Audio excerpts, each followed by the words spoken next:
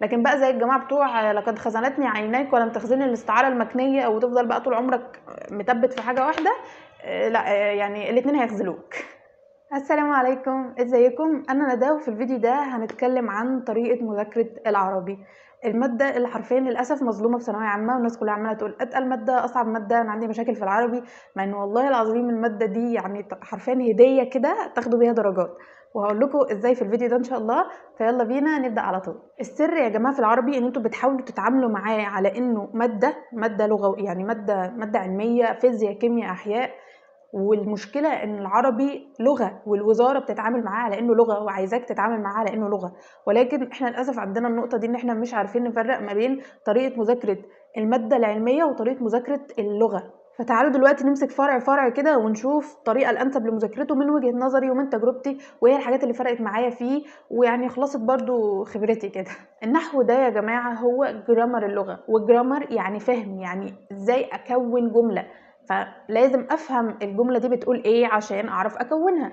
كذلك النحو لازم افهم القاعده دي بتتكلم عن ايه، القاعده دي بتتكلم في انهي دنيا، القاعده دي معناها ايه، لما اتكلم بيها انا بقول ايه، هيبقى معنى كلامي ايه. لازم افهم نقطه زي دي كويس جدا، لان في ناس كتير بتطنشها اقسم بالله، وده اللي بيتلعب عليه بقى في بعض الاسئله، ان هو يجيب لك مثلا كلمه على نفس وزن الحاجه اللي عندك في القاعده، زي النقطه اللي كانوا بيضحكوا علينا بيها بتاعت ما زال اللبن في الاناء وما زال اللبن من الاناء والكلام ده.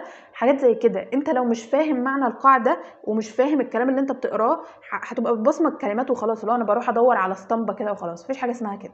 فهتلاقوني بقول كلمه افهم دي كتير جدا في الفيديو ده وفي الفيديو بتاع الانجليش برضو، لان هي لغات يا جماعه، اللغه لازم تفهمها الاول، وتفهم انت عايز تقول ايه والكلام ده معناه ايه، وبعدين تبتدي تحل بقى الاسئله بتاعتنا دي. تاني حاجة في النحو وهو ان النحو مش محتاج لت وعجن كتير، يعني مش كل ما تلاقي الشرح بتاع المستر بتاعك او المذكرة اللي انت بتذاكر منها شرح الدرس 500 صفحة يبقى انت كده في السليم وكده بتذاكر كويس. لا، النحو عايز ملخصات حلوة فيها المعلومات الأساسية، نص القاعدة فيها، على كل قاعدة مثلا مثال ولا مثالين بالكتير قوي وشكرا، تذاكر الكلام ده وتحفظه كويس وتخش تحل بقى، متقعدش تزود كتير في الشرح بتاع النحو لأنه هو أصلا مفهوش حاجة. النحو تقريبا خلينا نقول 75% من مذاكرة النحو عبارة عن حل، ودي النقطة التانية اللي أنا هتقل ليها. النحو يعني حل، عايز يبقى مستواك حلو في النحو حل كتير، وما تقدرش تحل أسئلة خزعبلية، لا حل الأسئلة العادية، لأن على فكرة أسئلة النحو لما بتيجي في امتحانات ثانوية عامة بتيجي أسئلة عادية من المنهج، يعني أسئلة ما بيتفزلكش عليك، بالكتير قوي سؤال أو سؤالين، لكن باقي الأسئلة من وجهة نظري أنا مش بتكلم بقى على الناس اللي بتقعد تصيح، أسئلة النحو بتيجي من المنهج عادي جدا، وأسئلة عادية لو أنت عارف القاعدة وفاهمها كويس وحليت عليها أمثلة طبيعية هتلاقي نفس زيها بالظبط في امتحان آخر السنة. وحتى لو أنت الأسئلة بتاعت امتحان آخر السنة إجا فيها فكرة معينة أو حاجة معينة في قاعدة، أنت لو مش حالل كويس على القاعدة دي كبيزكس كأمثلة عادية مش هتعرف تحل الحاجات العالية.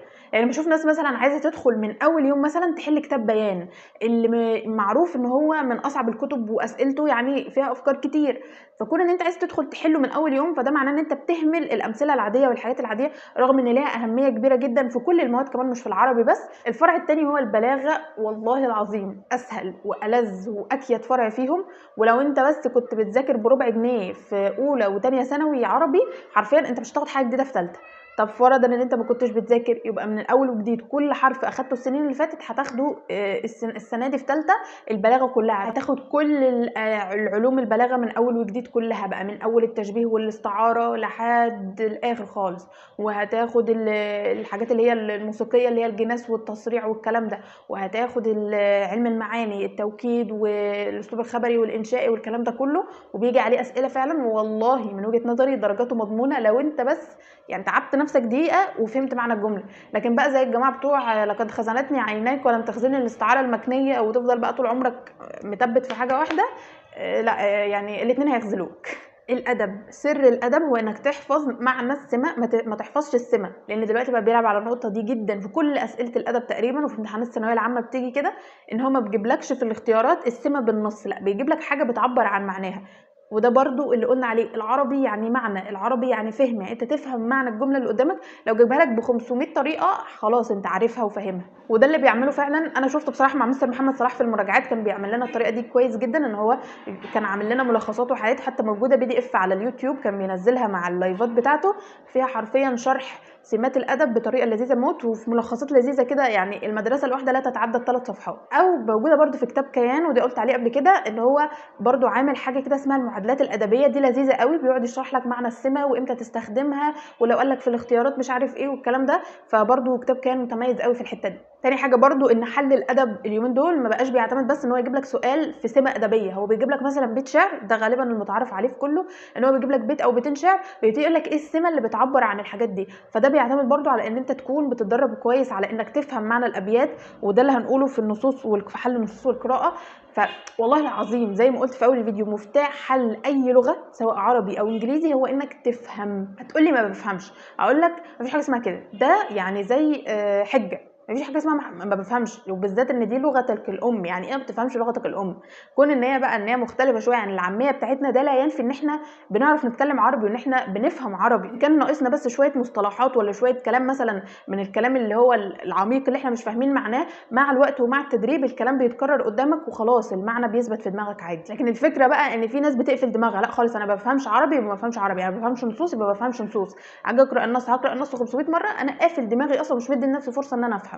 لا خلاص هتفضل طول عمرك كده، ما لهاش حل تاني، يا تفهم يا ما فيش. تعالوا بقى نروح على القراءه والنصوص اللي احنا عمالين نقول مفتاحها من اول الفيديو، هي الفهم. هي حرفيا هي حاجه من بره المنهج، ما لهاش اي علاقه، يعني ما لهاش علاقه بخلفيتك، لان هو مش بيسالك في معلومات. لما يجي يجيب لك اسئله على القطعه، اوعى تجاوب بمعلوماتك بخلفيتك المعلوماتيه، حتى لو القطعه بتتكلم عن حاجه عندك في المنهج حتى، لا هو جاوب من القطعه ومن المذكور في القطعه ومن المفهوم من القطعه. في حاجه كنت بعملها هي ممكن تبان بديهيه قوي او طبيعيه، بس خلتني قوي اعرف احل النصوص اللي الوزاره عايزين احلها. اللي هو انا كنت بشوف الجمله دي لو اتقالت مثلا على القهوه، لو اتقالت في قاعده مثلا بين ناس، الناس هتفهم ايه من الجمله دي، او انت هتبقى عايز توصل ايه للناس من الجمله دي.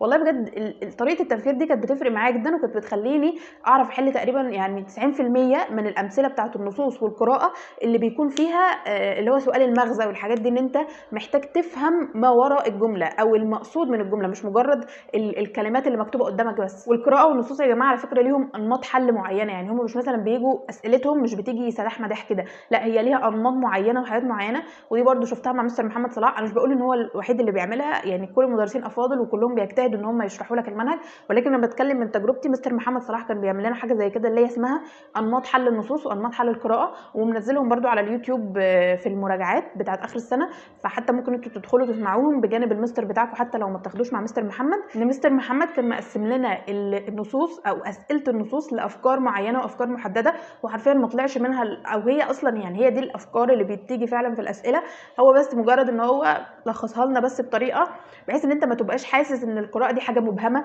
وحاجه بس بتعتمد على الحظ او بتعتمد على ان انت تدخل تجرب في الاسئله، لا هي ليها طريقه اسئله ثابته وانماط اسئله ثابته. لو انت بس فهمتها واتدربت طريقه حل كل سؤال باذن الله الدنيا هتبقى معاك تمام، مع الحل الكتير طبعا. التعبير والقصه حرفيا والله العظيم فروع لم درجات، فلو انت بتشكي منهم انت بتهزر يعني صدقني. القصه كل اللي محتاجه، انت مش محتاج تحفظ الاحداث، وما يجيش يقول لك سمع لي الاحداث، وانما بيجيب لك اسئله تفكير نقدي شويه، مثلا حاجات بيجيب لك اصلا قطعه وبتحاول ان انت تستخرج من القطعه، بس ساعات برضو بتعتمد ان انت تكون عارف الاحداث شويه، مش هننكر، ولكن هو مش بيطلب منك تسمع الاحداث، هو بس انت تكون فاكر الاحداث كانها قصه كده او مسلسل شفته، وتبتدي انت بتحل على هذا الاساس عادي جدا. كذلك التعبير برضو بيبقى فيه منه اسئله اختر واسئله مقالي او سؤال واحد مقالي، تكتب بقى بايدك قطعه او كده كلمه افتتاحيه كلمه ختاميه وانماط تانية كده جديده هتتدربوا عليها برضو كويس ان شاء الله، ولكنها حاجات مضمونه. والحاجات الاخطر برضو لذيذه جدا وسهله جدا، بتعتمد بس على ان هو برضه هقول نفس الجمله تاني، الفهم انك تفهم معنى الجمله اللي قدامك، ولكن انماط التعبير بجد الاختياري سهله جدا ودرجاتها مضمونه ان شاء الله. وبس كده، هو ده كان فيديو النهارده. يعني بصوا انا عايزاكم تعدوا انا قلت في الفيديو كام مره كلمه افهم او كلمه فهم او كلمه لازم تفهم. العربي او اي لغه بقولها تاني لازم تفهمها كويس، ومفتاح حلها هو الفهم. مش هنقول ان انت من اول يوم لازم تكون عنترة بن شداد وبتفهم كل حاجه وعندك بلاغه الدنيا كلها، ولكن ان انت تفتح دماغك بقى ان انت تفهم، وان انت لما تلاقي كلمه مش فاهمها او جمله مش فاهم معناها او حاجه تستفيد منها، استفدت معنى كلمه جديده، استفدت ان انت يعني عرفت مثلا طريقه معينه الشعراء بيستخدموها للتعبير عن كلامهم، او بيستخدموها في طريقه سردهم او كده، ساعات في مصطلحات معينه او حاجات معينه بيستخدموها، انت لما تلاقيه اصلا بتعرف الكاتب ده بيتكلم عن ايه او الحديث ده بيدور عن عن ايه. ونقطه برضو نسيت اقولها، وهي ان انت مش لازم عشان تعرف تحل قطعه او نص ان انت تفهم النص كله بيتكلم عن ايه. انت كل المطلوب منك انك تفهم المعنى العام للنص. هو بيتكلم يعني هو بيتكلم عن الوطن، ولا بيتكلم عن الحزن على المحبوبه، ولا بيتكلم على الفراق، ولا بيتكلم على الحب والعشق والغرام، ولا بيتكلم عن ايه. تفهم بس الحاجه الاساسيه.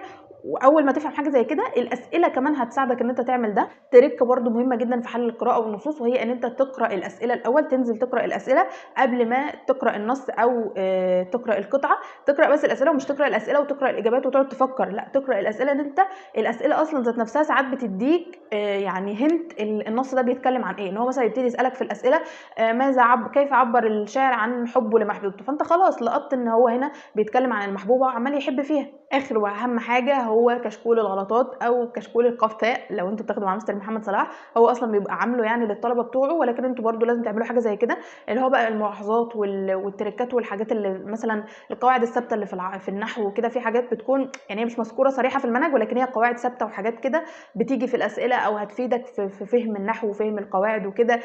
كذلك يعني قفاء دي حاجات بقى في النحو وفي البلاغه وفي كل حاجه. هي بس كراسه ملاحظات بتكتب فيها الملاحظات، اي ملاحظه انت لقطتها بقى، سواء من حل سؤال، سواء من مستر ذات نفسه قالها لك، whatever، من اي حاجه، وتجمعهم في كشكول واحد. والكشكول ده برضو يبقى مصدر مذاكره ليك، بتذاكر منه وقت ما تيجي تراجع الدرس، وباذن الله برضو هيبقى مصدر كويس ليك جدا في ليالي الامتحان. وبس كده، هو ده كان فيديو النهارده، يا رب تكونوا استفدتوا منه. وقولوا لي في الكومنتس بقى حابين نتكلم الفتره الجايه عن ايه. يعني انا حاليا خلصنا سلسله المواد، ان احنا تقريبا اتكلمنا عن كل المواد، ما فاضلش غير الانجليش، وهنزله بعد الفيديو ده على طول.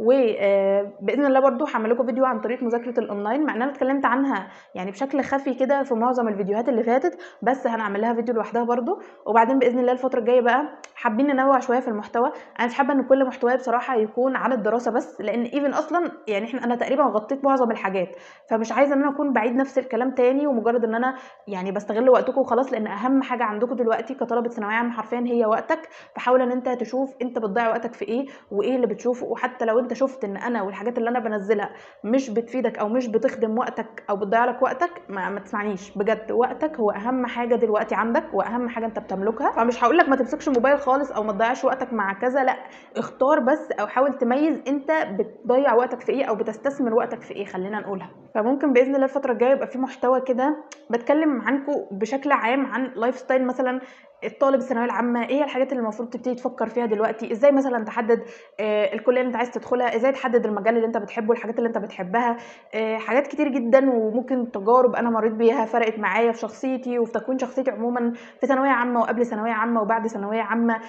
ازاي طريقه تفكيرك بتتكون، ازاي تعرف الحاجات اللي انت بتحبها. يعني لايف ستايل عموما، وحاجات ان شاء الله تكون برضو بتفيدكم. انا بحب دايما ان انا اقدم اي استفاده باي حاجه انا بعملها، وفي نفس الوقت اكون بشارك وجهه نظر مختلفه وحاجات مختلفه عني تفيدكم وتقربنا من بعض اكتر وتخلينا يعني ننشر ارائنا بشكل مختلف اكتر. انا بحب اعمل قوي ده. فده ان شاء الله اللي هشتغل عليه في الفيديوز اللي جايه. وقولوا لي لو انتوا عندكم اي افكار تانية، او يعني انتوا فهمتوا كلامي ده بشكل ايه اصلا. اي حاجه باذن الله حابين تشاركوها معايا اكتبوها لي في الكومنتس، او ممكن تبعتوا لي برده على الانستجرام، هتلاقوا لينكس في الديسكربشن. وخصوصا ان انا بدات الفتره الاخيره انزل محتوى جديد على انستجرام وتيك توك، اللي هي فيديوهات الريلز والشورتس برده اللي انتوا بتشوفوها على الشانل عندي. فيعني قولوا لي رايكم عموما. ويعني اوفرول كده انا حبيت بس الخص الموضوع. ان شاء الله التطور ده والكلام ده كله يعني هيبان اكتر في الفيديوهات اللي جايه. فاستنوني باذن الله. وبس كده، بحبكم واشوفكم في فيديوهات جايه. مع السلامه.